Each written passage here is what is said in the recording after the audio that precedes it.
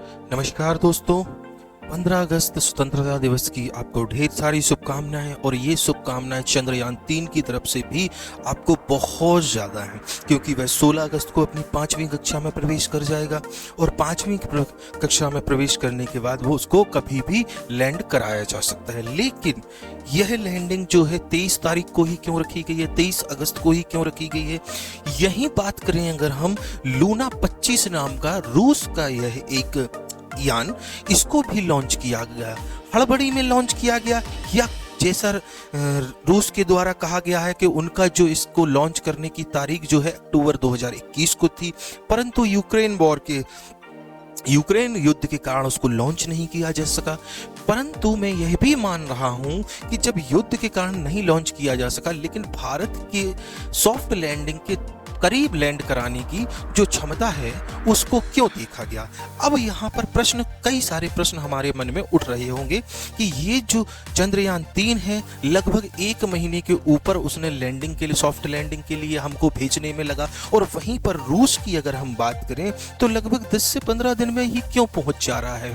तो इसके पीछे कई सारे रीजंस हैं। मैं एक एक करके सारे रीजंस को आपको बताऊंगा। सबसे पहले मैं बात करूं, अमेरिका हो या फिर रूस हो, सब में स्पेस रेस की एक होड़ लगी रहती है, जिसमें कई सारे एस्ट्रोनॉट्स ने या कई सारे जानवरों की जान भी गई थी। ये पुराना इतिहास रहा है। इसी इतिहास को दोहराते हुए हो सकता है इस बात को होड़ हो। लेकिन यहां पर हम बात करें, रूस ने जवाब ये दिया है कि यह कोई होड़ नहीं है और यह हमारा मिशन अक्टूबर 2021 का है, परंतु यूक्रेन वॉर से इसको डिले किया जा रहा था। अब सवाल ये उठता है कि लूना 25 क्यों पहुंच रहा है? तो सही मामले में मैं आपको बता दूं, रूस हो या फिर अमेरिका, इनकी हमसे आधुनिक तकनीक की सबसे ज्यादा तकनीक जो है आधुनिक है। तो इस बात से एक हो सकता है। दूसरा यह है कि वह हमारे भारतीय चंद्रयान 3 से वजन में भी हल्का है, वेट में भी हल्का है। तीसरी अगर हम बात करें तो ईंधन की अधिकता उनको गुरुत्वाकर्षण के साथ ऊपर ले जाने के लिए, स्पीड बढ़ाने के लिए बहुत ही मायने रखती है। उन्हें गुरुत्वाकर्षण से कोई फर्क नहीं पड़ता, जबकि हमें फ्यूल की कमी झलकती है। अब हमारे पास ऐसा क्या है, क्या नहीं है जो हम फ्यूल की कमी को ध्यान देते हैं? लगभग अगर मैं मानूं तो भारत की जो स्पेस एजेंसी है इसरो, उसका सबसे बड़ा ये है कि उसको कम बजट मिलता है। कम बजट के अनुसार हमको काम करना है। लगभग इसकी अगर हम बात करें 615 करोड़ की बात हो रही है। अगर भारत में अगर एक किसी राज्य सरकार की रोड हो तो वह हजारों करोड़ में पहुंच जाती है, लेकिन वहीं पर हमारा चंद्रयान को, हमारी जो स्पेस एजेंसी है, उसको भी बजट की कमी देना, यह भी हमारी एक विफलता है। अब मैं आपको बताता हूं क्या क्या कारण हैं।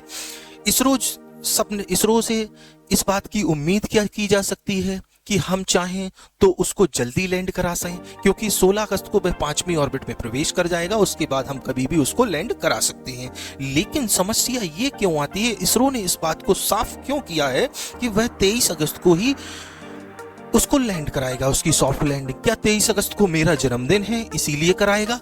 नहीं, ऐसा कुछ भी नहीं है। ठीक है, मैं इस बात को मानूंगा कि इसरो के जो चीफ हैं उन्होंने यह कहा है कि 23 अगस्त को जो गुरुत्वाकर्षण के साथ उसकी लैंडिंग होने की, दक्षिणी ध्रुव पे लैंडिंग होने की बिल्कुल सटीक अनुमान उनका है, तो इसलिए वो 23 अगस्त को ही लैंडिंग करेंगे। यहाँ पर अगर हम बात करें लूना 25 की, तो वो 21 अगस्त को लैंडिंग कर सकता है और इसी के साथ वो विश्व पटल पर इतिहास भी रच सकता है। इस मामले में भारतीयों को थोड़ा सा संतोष करना पड़ेगा कि वह भारत का जो चंद्रयान 3 है शायद वो 2 दिन लेट पहुंच सके, लेकिन इस बात से मुझे कोई फर्क नहीं पड़ता है और हमारे देशवासियों को भी कोई नहीं होना चाहिए। अगर हम दूसरे नंबर भी पहुंचते हैं तो हमें कोई आवश्यकता नहीं है। ठीक है, हम दूसरे नंबर पे ही सही।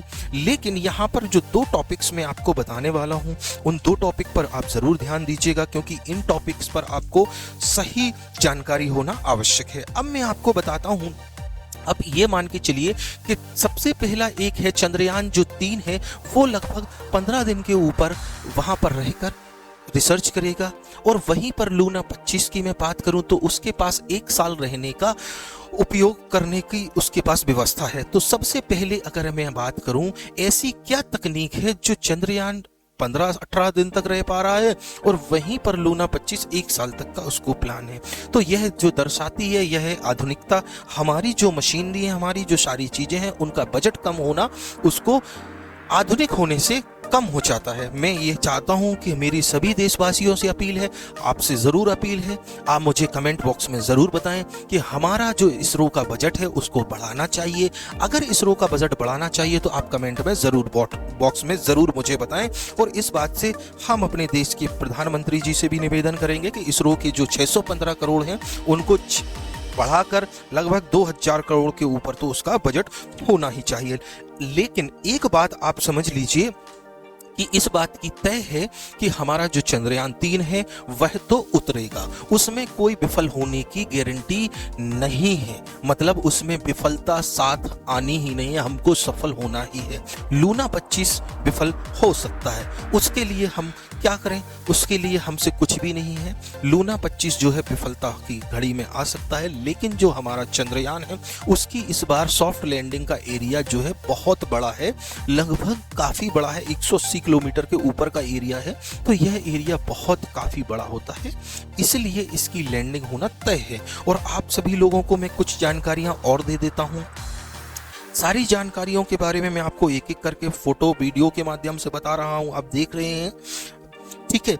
अब मैं आपको एक चीज़ ये बता रहा हूँ, वैज्ञानिकों ने अपना तकनीक का यूज़ किया है, जिसको बड़े बड़े जो चांद पर गड्ढे पाए जा रहे हैं उनमें कैसे लैंडिंग होगी, सॉफ्ट लैंडिंग, तो उसी के लिए उसमें सेंसर लगाए गए हैं जो दूर से भी सेंस करके उसकी स्पीड को धीमा करेंगे और सॉफ्ट लैंडिंग गड्ढे हो या ना हो वह निश्चित है। तो दोस्तों, अगर आपको इस जानकारी को अच्छा लगा हो तो आप हमें कमेंट बॉक्स में ज़रूर बताएं, चैनल को सब्सक्राइब कर लाइक करें और ज़्यादा से ज़्यादा लोगों तक शेयर करें।